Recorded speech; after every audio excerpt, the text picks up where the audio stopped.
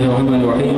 Kita lihat tadi yang ketiga, atau ada halangan daripada sampai mencapai air disebabkan ada binatang buas atau sebab ditahan di dalam penjara. Maka apabila ditahan tidak boleh untuk ambil wuduk, maka dibolehkan untuk menggunakan tayamum sekadar yang kita mampu. Jadi kita tayamum kerana tidak ada air dan tidak boleh sampai di situ, terkurung di rumah, terkunci dan sebagainya, maka dibolehkan tayamum. Sebab apa? Apabila bimbang waktu solat habis. Jadi ini yang kita perlu ingat. Kemudian yang keempat, atau kerana air itu sedikit yang hanya mencukupi untuk menghilangkan dahagamu atau dahaga kawanmu. Jadi air ada. Ini air. Ada air satu botol. Cukup tak cukup untuk ambil wuduk? Cukup. InsyaAllah cukup. Jadi ini 2 orang pun boleh, InsyaAllah. Dia boleh buat demo, tapi tak boleh buat demo sini, basah kapet. Jadi maknanya memang boleh. Tapi kita dengan kawan tengah haus betul. Jadi kalau tak minum mati, maka ketika itu tidak perlu untuk ambil wuduk dengan air tersebut. Hanya kita boleh ambil tayamum. Sebab apa? Air sekadarnya. Tapi kalau air satu tempayan, apabila air satu tempayan, tak boleh ni. Kenapa tak boleh? Saya tak minum. Kan tak minum satu tempayan, minum satu cawan cukup. Jadi kalau air itu sekadar satu cawan, bukan hanya untuk kita, tapi untuk kawan dan untuk keluarga kita. Kadang-kadang air itu ada, ya, kita pun minum sikit, oh ada baki lagi, saya ambil uduk lah. Ambil uduk, akhirnya kawan mati. Sebab apa? Sebab kita tak bagi dia minum. Jadi kena utamakan nyawa dalam menyelamatkan agama kita.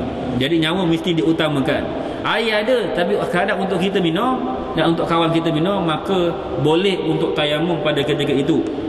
Kemudian yang kelima, atau kerana air itu milik orang lain yang dia tidak mahu menjualnya kecuali dengan harga yang lebih mahal daripada harga biasa. Okey, air ada. Kita tak ada air sekarang, kita pergi dekat kedai. Air mineral ada, ataupun air, dia ada dua. Pertama air mineral, yang kedua air apa? Apa namanya? Air biasa kan? Dia air putih. Kita tengok kalau mineral ni air mineral. Satu lagi air apa, saya lupa nama air ni. Tapi bukan air minuman. Air minuman. Jadi ada air. Ada. Ni harga biasa RM2. Ni musim barang naik ni. Harga barang naik. Pus pun dah naik baru ni. Pergi Eropah dia 400 kali ganda naik. Masya Allah. Naik luar biasa. Ni orang tengah marah harga naik. Tak kisahlah. Yang penting ketika mana air ni, okay, boleh awak nak air ni, tapi saya jual RM10. Wajib tak wajib beli? Tak wajib beli. Kenapa? Dia jual dengan harga yang melampau. Tidak wajib beli. Kalau dia jual harga biasa, wajib kita beli. Kalau kita ada duit, maka kita beli untuk apa? Untuk kita wuduk. Tapi kalau dia jual dengan harga yang lebih mahal, maka tidak wajib untuk kita beli. Kerana peniaga mengambil kesempatan ketika mana kita dalam kesempitan. Tapi kalau memang tak ada duit, jangan sampai mencuri. Ada curi apa? Nak ambil wuduk, dia curi barang orang. Tak boleh, itu milik orang. Milik orang tidak boleh diambil kecuali dengan bayaran. Kemudian yang keenam, atau kerana ada luka dan sakit badanmu yang engkau bimbang atas kemudaratan dirimu apabila engkau menggunakan air. Seperti mana yang tadi, iaitu kita tak boleh guna kerana kita bimbang. Tapi anggota itu anggota wuduk. Contohnya ada sakit di kaki, jadi tak boleh guna, kita bimbang kemudaratan, maka dibolehkan untuk tayamum, tetapi mesti mendahulukan dengan kita berwuduk seperti biasa, barulah bertayamum untuk anggota yang tidak boleh kena air. Tapi kalau lukanya mana? Lukanya di badan, dekat perut, luka besar. Kenapa tak boleh ambil wuduk? Dia kata luka ni tak boleh kena air, anggota wuduk tak masuk perut. Maka ketika itu dia tidak boleh untuk bertayamum, wajib untuk berwuduk seperti biasa. Dan dalam keadaan-keadaan yang hendaklah engkau menunggu sehingga masuk waktu sembahyang fardu, kemudian carilah tanah yang baik dan berdebu dan tidak bercampur dengan benda-benda lain. Tanah itu suci dan lembut, maka engkau pukullah kedua tapak tanganmu ke atas tanah tadi sambil merapatkan jari-jarimu dan berniat olehmu akan istibahatis solah. Maksudnya membuat sesuatu yang membolehkan sembahyang fardu. Jadi pertama, syarat yang pertama nak tayamum, pastikan masuk waktu. Zuhur masuk 1:10 lebih kurang. Kita ambil tayamum sebelum pukul 1:10, maka tidak sah tayamum tersebut. Dia mesti masuk waktu. Dah cari air, masuk waktu, masih tidak mendapati air, maka sediakan debu. Ambil debu, Tanah syaratnya tanah yang berdebu. Jangan tanah yang lumpur tu. Ambil lumpur dia kumon muka dia, habis kena lumpur. Tak, dia ambil tanah yang berdebu. Kemudian ambil, sediakan satu.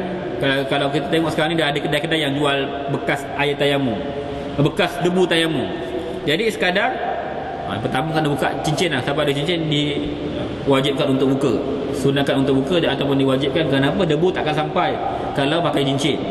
Maka hampalkan, letak pada satu tempat, hampalkan, letak debu. Maka kita ambil satu pukulan, rapatkan jari, kemudian kita rapatkan tangan. Kenapa? Kita tak nak ambil tanah, kita nak ambil debu je. Jangan ambil tanah. Dia ambil tanah, alhamdulillah, habis. Nak sembahyang macam mana? Penuh tanah dekat muka. Tanah ambil, debu yang tayamum dengan debu, bukan tayamum dengan tanah. Itu yang kena faham. Jadi maka dia rapatkan tangan, kemudian barulah dia basuh muka. Jadi ini yang paling baik. Kalau buka cermin mata ni, jadi ketika mana dia pukul debu, maka dia sapu muka. Jadi ini cara yang paling baik, dia menyapu semuanya. Jadi ini dia akan kena semua debunya, untuk kena semua. Ataupun kalau guna satu tangan pun, dia ambil ni, kemudian disapu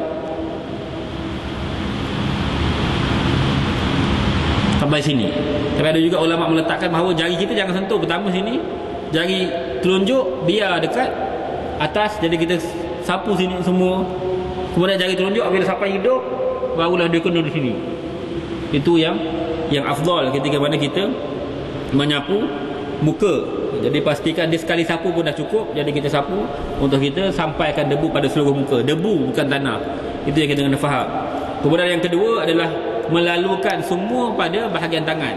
Jadi ambil pukulan yang kedua. Jangan ambil pukulan yang sama. Tak boleh lepas muka terus sapu tangan. Dia ambil pukulan yang dua, kemudian letak di debu, kemudian kita rapatkan tangan untuk menghilangkan tanah, semua tinggal debu. Maka ketika itu kita sapu.